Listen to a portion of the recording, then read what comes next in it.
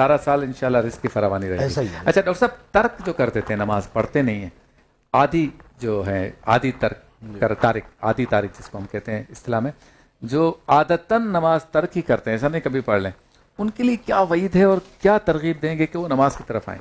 بسم اللہ الرحمن الرحیم. دیکھیے اسلام کے بہت سارے احکام ہیں، شرعی لحاظ سے بہت سارے احکام ہیں، جی. لیکن وہ حکم کہ جس کے اوپر سب سے زیادہ اللہ رب العزت نے زور دیا ہے وہ نماز ہے. صحیح. قرآن کریم کے اندر جتنی آیتیں احکام میں سے، احکام شرعیہ میں سے، نماز کے حوالے سے کسی اور حکم کے حوالے سے نہیں ہیں. صحیح.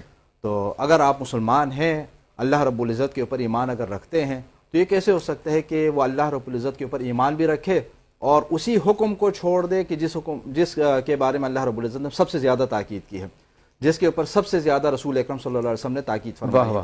ایک حدیث ہے، اس حدیث کے اندر یہ ارشاد ہے کہ مسلمان اور کافر کے درمیان جو فرق ہے وہ نماز کا ہے. اللہ. یعنی جو نماز پڑھتا ہے وہ مسلمان ہے اور جو نہیں پڑھتا وہ دائرہ اسلام سے ہی وہ ہے. تو لہٰذا اس چیز کو اگر انسان اپنے ذہن میں اگر رکھ لیں تو انسان اس کا تصور بھی نہیں کر سکتا کہ نماز جو ہے وہ چھوڑ دے. اچھا، ایسا بھی ہم نے دیکھا ہے قطع کلمے کی معذرت کہ مسجد ساتھ ہے جی اور فٹ پاتھ ہے مسجد کے ساتھ چلنے کے لیے، اسی فٹ پاتھ پہ لوگ لوڈو کھیل رہے ہیں، شطرنج کھیل رہے ہیں، تاش کے پتے کھیل رہے ہیں اور اذان ہو رہی ہے. انہی تاش کے پتے کھیلنے والے جو 4 لوگ ہیں اس میں سے ایک کہتا ہے میں نماز پڑھ کے آتا ہوں، باقی 3 کہتے ہیں تم آ جا تب تک ہم یہ بازی مکمل کر لیں.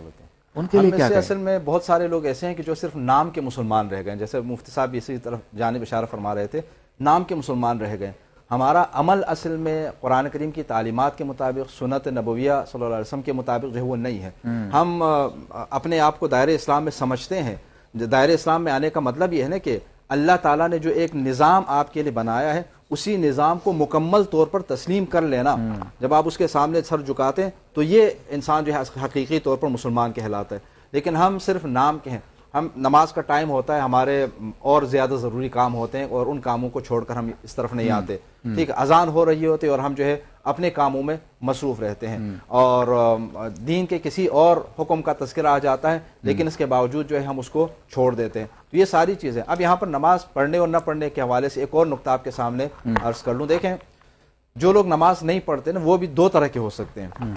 ایک آدمی تو وہ ہے کہ جو سستی کر کے نہیں پڑھ رہا، ٹھیک ہے، سستی کر کے نہیں پڑھ رہا لیکن نماز کو مانتا ہے کہ اللہ رب العزت کی طرف سے فرض ہے اور ایک حکم شرعی ہے. تو یہ انسان گناہگار تو ہے لیکن مسلمان ہے، دائرہ اسلام کے اندر ہے.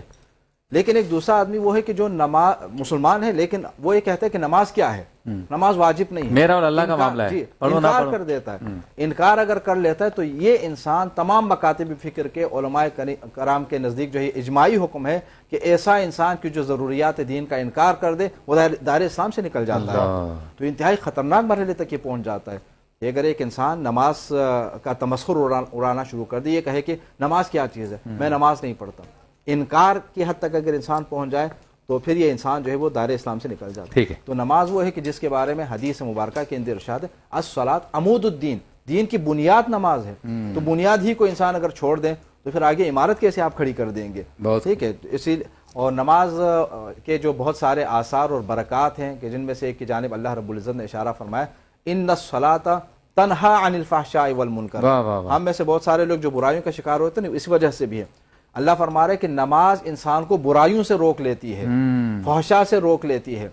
اور ہم نماز نہیں پڑھتے یا نماز اس طرح نہیں پڑھتے جس طرح اللہ رب العزت چاہتا ہے. اچھا، یہ بھی تو کہا گیا ہے نا کہ اگر بندہ نماز پڑھ رہا ہے لیکن وہ بدنگاہی سے، بری صحبت سے، گندے خیالات سے، فحاشی سے، عریانیت سے، گالیوں